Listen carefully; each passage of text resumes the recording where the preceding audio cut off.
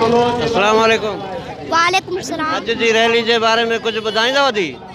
अॼु हिते रैली थी, हिननि ते कब्ज़ो थियो आहे, बेटनि ते हुनजे करे रैली थी। असां कढी पाण गर्ल्स मौजूद आहिनि, ॿाहिरि मौजूद आहिनि, सभु मौजूद आहिनि ऐं मूं तकरीर बि कई ऐं ॾाढी सुठी।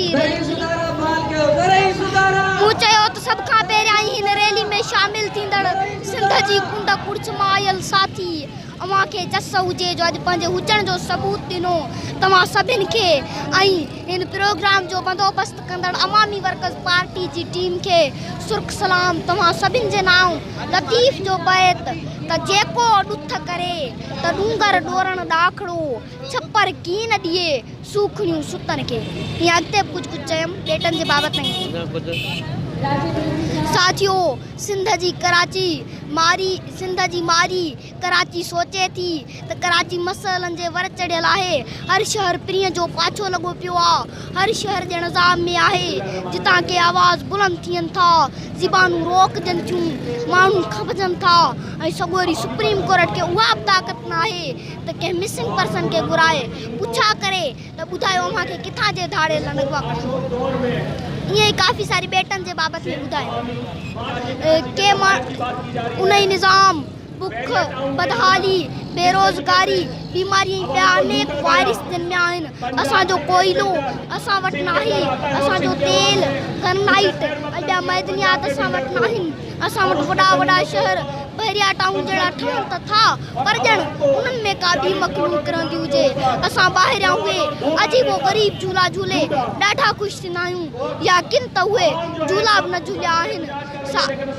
लतीफ़ साईं चयो उमिरि असांजे ॾेह ते माटियूं खुड़खुड़ कनि, घाटियूं खाइनि पाण छिकियूं फ़क़ीरनि, इहे हूंद न कनि त मलेरिया ई मरकज़ी। साथियों, ताज़ो कराची जा बेट उन्हनि माण्हुनि पंहिंजी मिल्कियत ॼाणाए छॾिया आहिनि।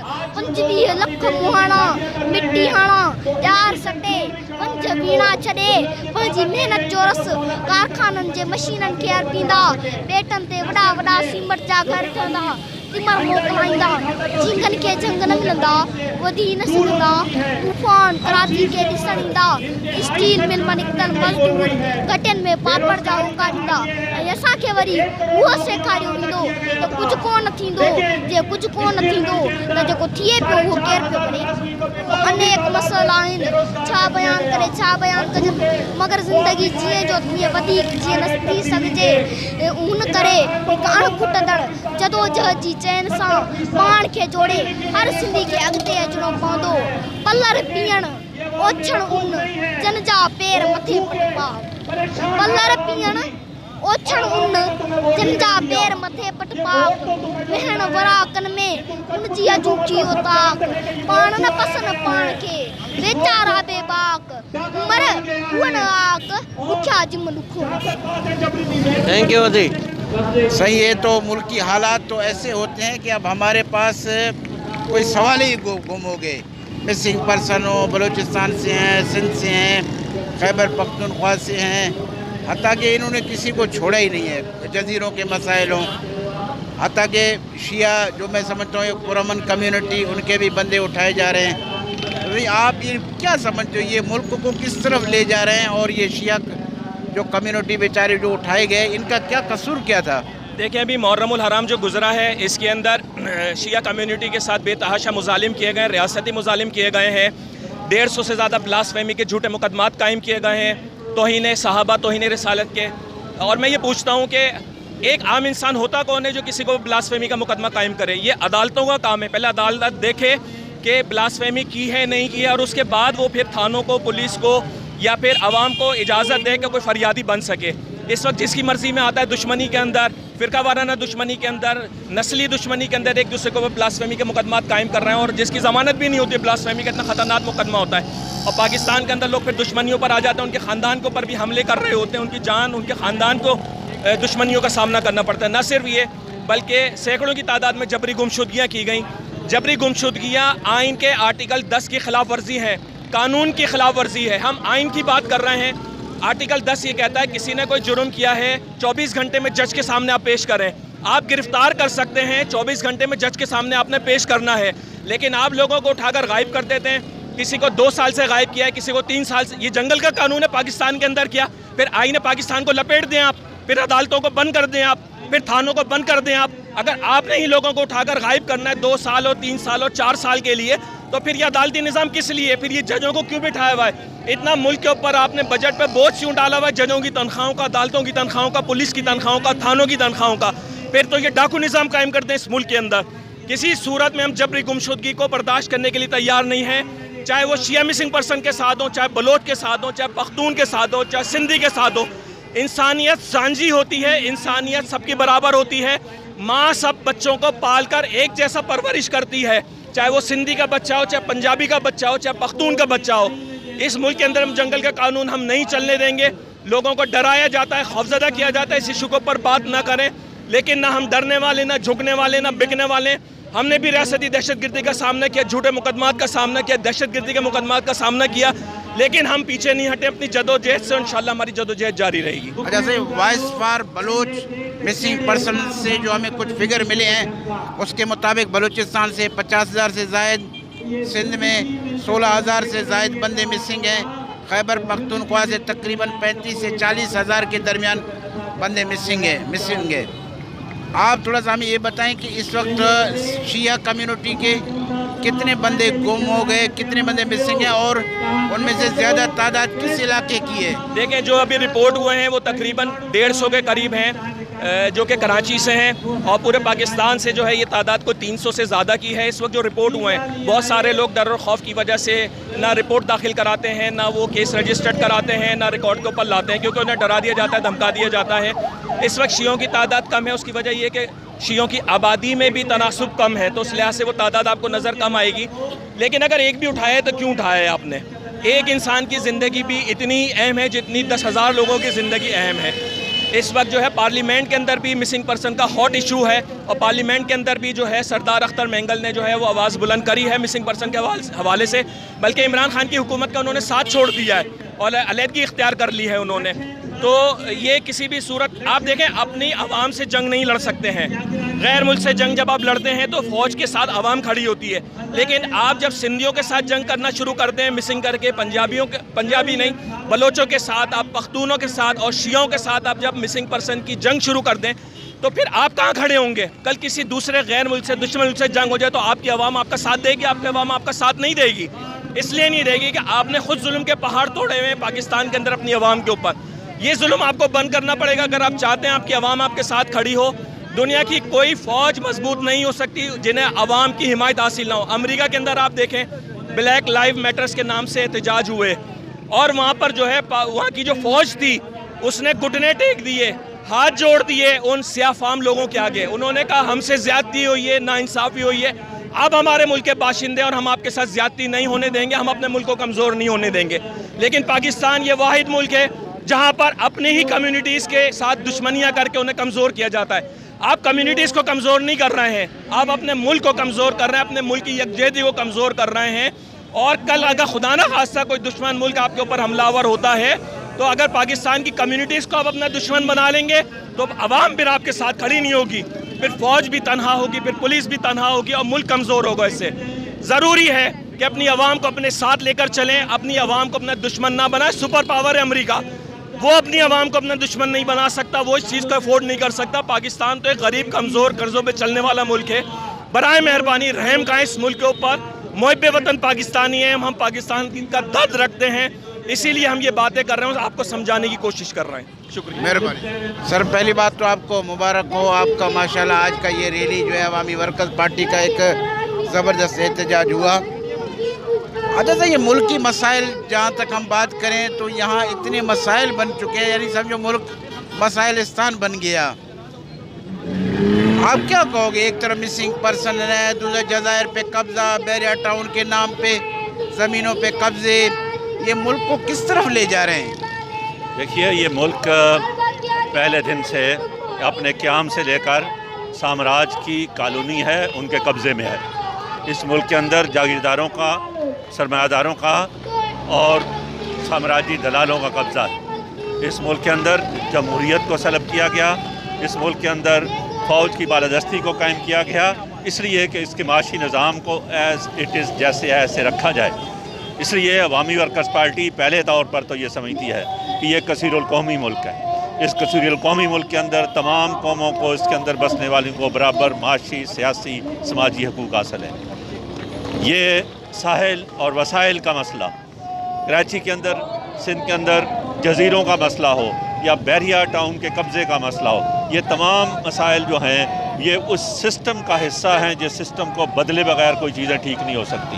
इसलिए अवामी वर्कर्स पार्टी आज ये जो हमने रैली में नक़द की है और अपने बुनियादी मंशूर के हवाले से ये कहती है कि इस मुल्क के तमाम तरक्की पसंदों को, इस मुल्क के तमाम मेहनत कशों को, गरीब आवाम को, दरमियाने तबके के आवाम को इन माशी वसाइल के अंदर अपने कब्ज़े के लिए और अपनी ज़िंदगी के हक़ के लिए, और ज़िंदगी का हक़ उनका तालीम का हक़ है, रोज़गार का हक़ है, सेहत इलाज मुआवजे का हक़ है, यानी कि छत का हक़ है।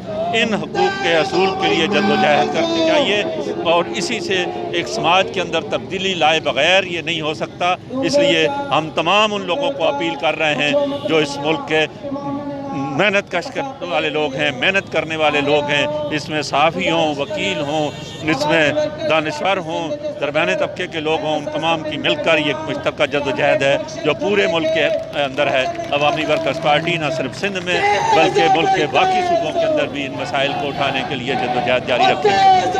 अच्छा सर, एक बात है, जैसे हम देख रहे हैं कि ये जो इस वक्त मुल्की मसाइल हम देख रहे हैं कि दिन ब दिन बढ़ते जा रहे हैं और इसकी ज़िम्मेदार सारा हुकूमत है और जो हमारी इस्टेब्लिशमेंट है। तो अवामी वर्कर्स पार्टी क्या इस तरह नहीं कर सकता कि जितने भी हमारे कॉम्प्रेस पार्टियां हैं, दूसरे जो तरक्की पसंद, जो अच्छी सोच रखने वाले हैं, उनका एक मीटिंग बुलाए, एक APC बुलाए, इस तरह करके कम से कम एक मुश्तरका आवाज़ इन मसाइल के लिए उठाएं। जी, बहुत शुक्रिया आपका।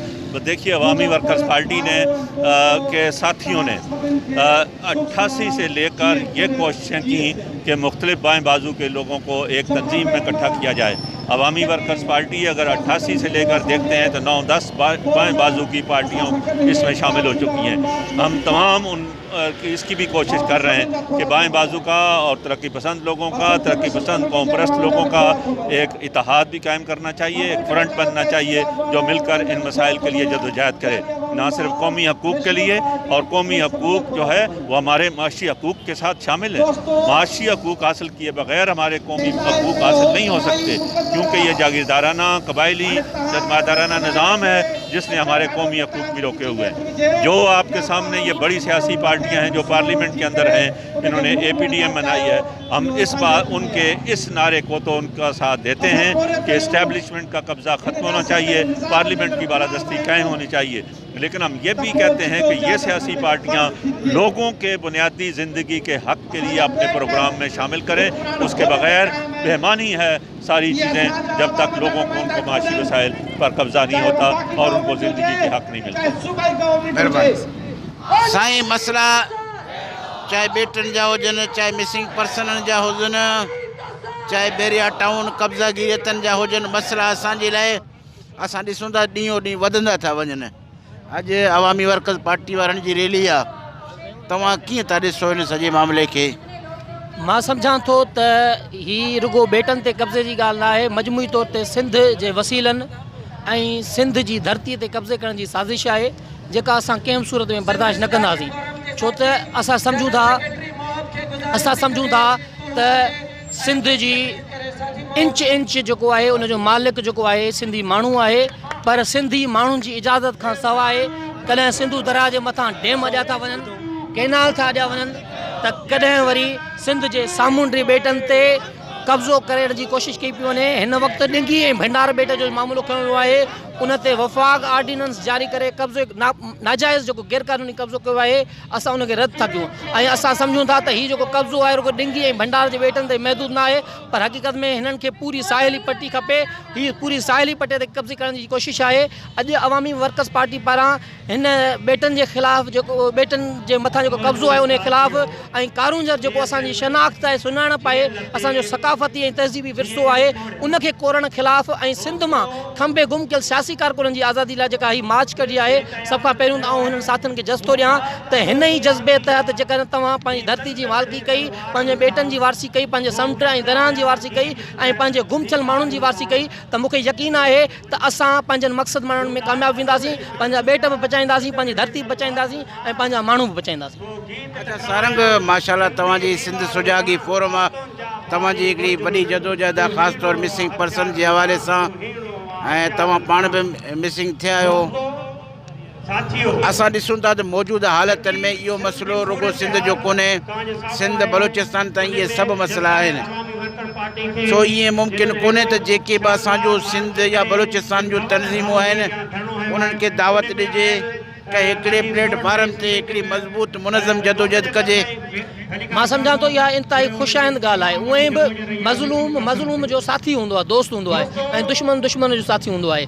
उन करे हिन वक़्तु जॾहिं असां ॾिसूं था त असां जेके ग़ुलाम क़ौमूं आहियूं सिंध ख़ासि तौर ते सिंधी ऐं बलोच क़ौम जेके आहे उहे उन्हनि जे वतननि खे कानूनी बणायो वियो आहे ऐं उन्हनि क़ौमुनि खे ग़ुलाम बणायो आहे।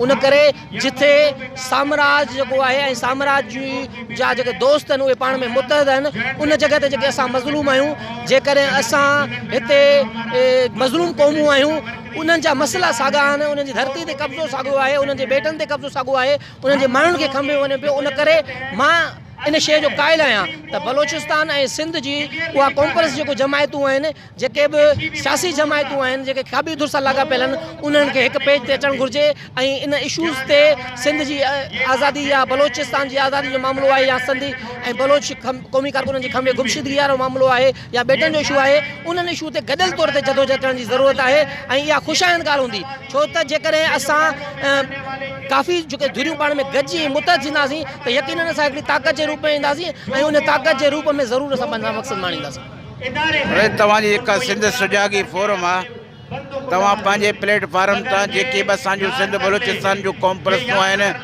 को अहिड़ो हिकिड़ो मीटिंग घुराए या को सेमिनार घुराए ताकी आईंदे जे लाइ अमल जे लाइ को अहिड़ो प्रोग्राम।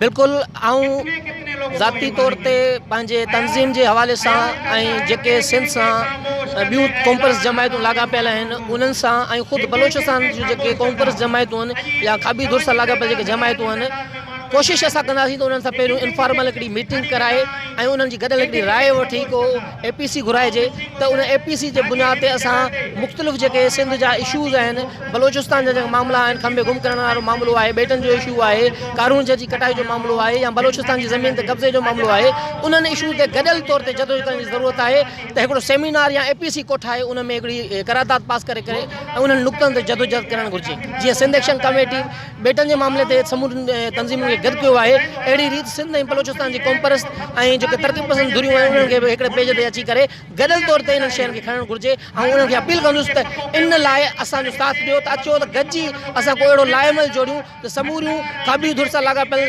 कॉम्प्रेस ऐं तरक़ी पसंद जमायतूं पाण में गॾिजी इन्हनि मसइलनि ते जेको आहे एजिटेशन कनि जदोजहद हलाइनि। नाज़रीन तव्हां सारंग जोयो जो ॻाल्हियूं ॿुधियूं ज़बरदस्त ॻाल्हियूं हुजनि त ईअं खपे त जेके बि असांजूं कॉम्प्रेस आहिनि बलूचिस्तान जा हुजनि सिंध जा हुजनि छाकाणि जो मसइला साॻिया आहिनि उते बि इहो कब्ज़ागिरी था उते बि ॻोठ ख़ाली कराया वञनि था शहर ख़ाली कराया वञनि था ऐं तरक़ी जे नाले ते जेको CPEC जो हिननि जो रोड आहे रोड जे ॿिन्ही पासे 50-50 किलोमीटर माण्हुनि जा ॻोठ घर ढाया विया आहिनि। अहिड़े नमूने सां ग्वादर पोर्ट में जेकी माहीगीर उन्हनि सां जेका वेदन आहे वीचारनि जूं अक्सर दाऊं वग़ैरह असां सोशल मीडिया में ॿुधंदा रहंदा आहियूं। सो जेकॾहिं इहे मुतहद थी गॾिजी जदोजहद कनि त मां सम्झां थो त हिकिड़ी वॾी कामयाबी आहे। महिरबानी।